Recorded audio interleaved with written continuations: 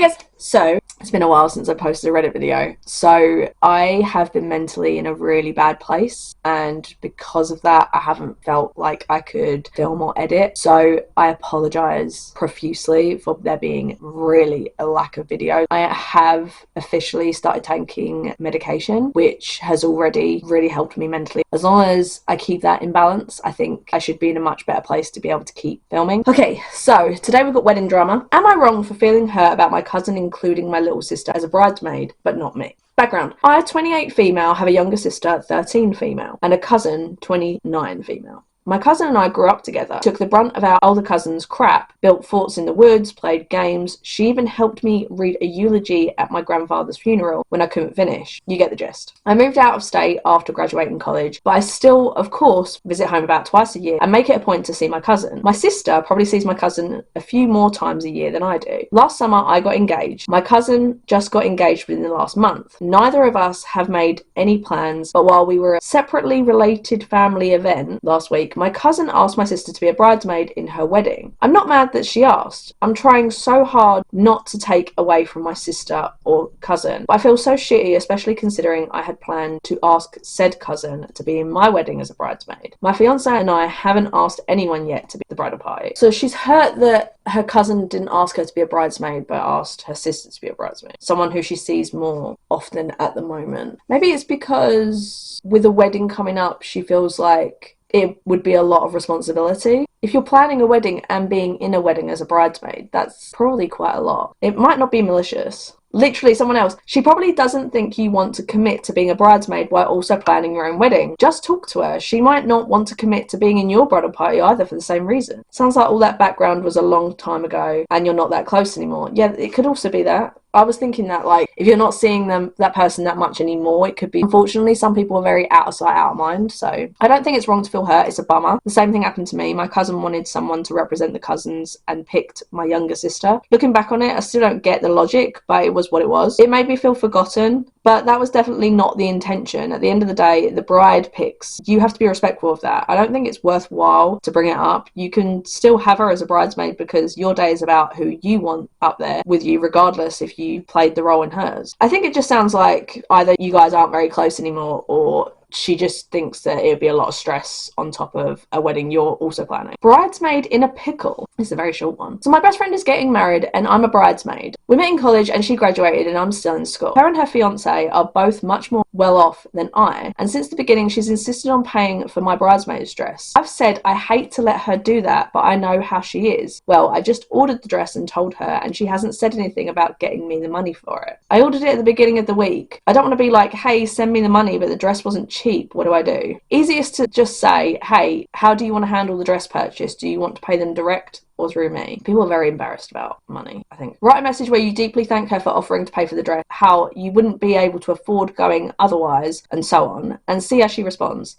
If she in any way sounds like she's backpedaling or she doesn't respond within a day or two, then cancel the order or return the dress. If questioned on that later, tell her you couldn't afford that risk. Yeah, I feel like you're just making a mountain out of a molehill here. Is it me? Am I the drama? I don't think I'm the drama.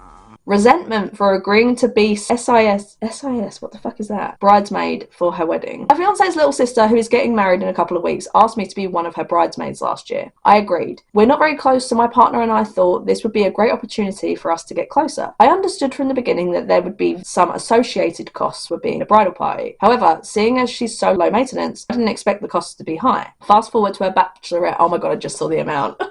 Over the last weekend, 4-day destination getaway. Okay, people need to stop assuming that everyone can afford thousands of pounds for their wedding. People have like destination bachelorettes and then destination like weddings and shit and just expect everyone's gonna fault thousands and thousands out for people. If it's so important for you to want those people there, you will have something everyone can afford. If not, then you have to be okay with the fact people can't all afford to go. Other people have priorities as well. Like they might be putting money away to buy a house or pay for their own wedding or their future of their children, for example. You can't just assume that everyone's going to willingly fork out money for your wedding day. day, bar a present and like maybe a few hundred on like a bachelorette or bachelor party or something. Like, that's it. You can't expect anything else. So a 4-day destination getaway in Nashville. Originally, her maid of honor sent us options for apartments in the range of $3,000 to $4,000 for our stay. I was stunned, mainly because maid of honor or bride never discussed budgets or expectations with us prior to deciding on the bachelorette trip. By the end of it, this bachelorette trip cost each individual bridesmaid an average of $1,300 to $1,500. I will add that my sister-in-law gifted each bridesmaid to a small custom jewelry box with our names on it. Respectfully, it was a nice gift, but it couldn't have been more than $10. You cheap bastard. Depends where she got it, I think. But if it's like Tiffany, it'd be a lot more expensive.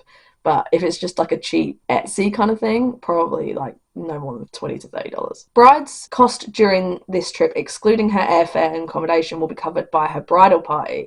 Surprise, surprise. Surprise, surprise. Although maid of honor is trying to entice us to also cover her share of the Airbnb. Keep in mind, she only has 4 bridesmaids, so all costs when distributed are still quite a lot. This is ridiculous. I can't believe people would feel this entitled to other people's money just because they're fucking getting married. It's just unbelievable. Her wedding is in a couple of weeks, and sister-in-law has expressed that she wants us to get our makeup and hair professionally done for her wedding. She will contribute 50% of costs associated with it, but adamantly stated foregoing professional services was not optional, then she needs to pay for it. Either be okay with them doing their own makeup, which they do their own makeup on a daily basis, surely you're fine with what the fuck they look like. But if you want it done, you have to pay for it then. It's your responsibility. And again, if you don't want to pay for it, don't have that many bridesmaids. When one of her longtime friends, who rarely wears makeup because of her eczema, asked if she can do her makeup, bride politely said no. What the fuck? This is after the bridal party also brought their own dresses, shoes, accessories, etc. for the wedding. Oh, I forgot to mention, her parents are paying for her weddings. Her out-of-pocket costs for all of this are very minimal. Yes. This person is delusional. I know weddings are expensive, and I knew going into this costs would accumulate, but this whole process has truly made me see her in a different light. More so surprising, as she's very modest, thrifty, and low maintenance. She's thinking she can get all of these things by someone else paying for them. She feels entitled to your money. She won't pay with her own money because she feels like she can use yours. Otherwise, she wouldn't be doing all this. The engagement party, the bridal shower, the 4-day destination bachelorette with the goodie bags and custom-themed outfits, accessories, and now it's the non-negotiable hair and makeup costs. Minimum $200 plus tip. Why have you got to pay a fucking tip for getting hair and makeup done? We don't know ourselves. Any sort of creatives. Charge me what it's worth and I will pay it. You're not getting a tip on top of whatever you're charging me. It is my estimation that after all is said and done, bridal costs will be an average of $2,000. That's a lot of money. I know this is mainly my fault because I agreed on being her bridesmaid. He speaks the bullshit. No. No one should feel entitled to your money, honey. But I can't help being peeved throughout all of this, mainly because budgets, costs, or expectations were never discussed. My fiancé, her brother, and I were both hoping this process would make us closer, hence why I took on the responsibility. Her and I weren't very close before. We don't have a lot in common. It's important to my fiancé that his sister and I bond. I hate this experience has had the adverse reaction, and now I'm torn between even pursuing a consistent relationship with her after the wedding. She's a nice person, but this has left a sour taste in my mouth. So my question is, how do I politely draw boundaries and go about telling my fiancé this? Or do I help? You have to set boundaries with people like this because they feel entitled to your money. A lot of rich people, I'm not saying this person's rich, but a lot of people who have rich families don't recognize that other people aren't as well off as they are, and therefore like they're gonna hurt by spending this much fucking money. And rich people as well, they stay rich by not spending their own money. They spend other people's or feel entitled to freebies and shit. So please, please, please set boundaries. And if she's not comfortable with it, then this was never going to go well in the first place, I think. Update. Thank you all so much for your replies. My intention was never to drop out of the wedding party. I know at this point it's too late and I'm sucking it up and rolling with the punches. I don't have a lot of people to talk to about this, and since I've never been in a bridal party, I was unsure about what is normal. Nevertheless, I'm still salty about spending $2,000 on someone else's wedding. I spoke to my fiancé and he had no idea it was costing this much. He was very understanding and offered to split the costs. But my sister-in-law and fiancé are very close, but he disagrees on his sister's expectations and the way she's gone about it. Thank fuck for that. Update number 2. To clear it up, my fiance and I decided long ago to do a small intimate wedding. No engagement, ceremony, bridal showers, groomsmen, bridesmaids, etc. We are private people and shy away from the limelight. Our budget is not very high. Truth be told, I don't care about the wedding. I just want to be married to him, and it's that same love for him that inspires my grace towards his family, even if that means not receiving it back in return. Okay, let's see what people are saying. If it's that important to the boyfriend that you'll bond, then he can write out a check for half of your costs. If he doesn't want to do that, he can run interference and talk to his sister and tell her you'll no longer be in the wedding because you can't afford it. Yeah, agreed. Show your fiance how much you've spent. That should do it. The whole bachelorette trip costing thousands, where the bride gets the free trip and people buy themed outfits, is insane. The minute someone would bring this up, I would be out of the wedding. I make a lot more money than most of these young bridesmaids, and I would never spend this kind of money on something this silly. A bachelorette party used to be a trip to a favourite bar or a spa, and the bride was expected to pay her share. Even that low-cost celebration was on top of the bridal shower. It's just all too much. It's out of hand. I would be ashamed if my sister-in-law expected her friends to pay for these extravagant events. People feel very entitled to other people's money now. It's not your job to fund this type of bachelorette because the costs for the wedding will be just as high, if not higher. Yep. Exactly. Okay, last very quick one. Please help. Thoughts on church ceremony the day before the reception. It's a bit late.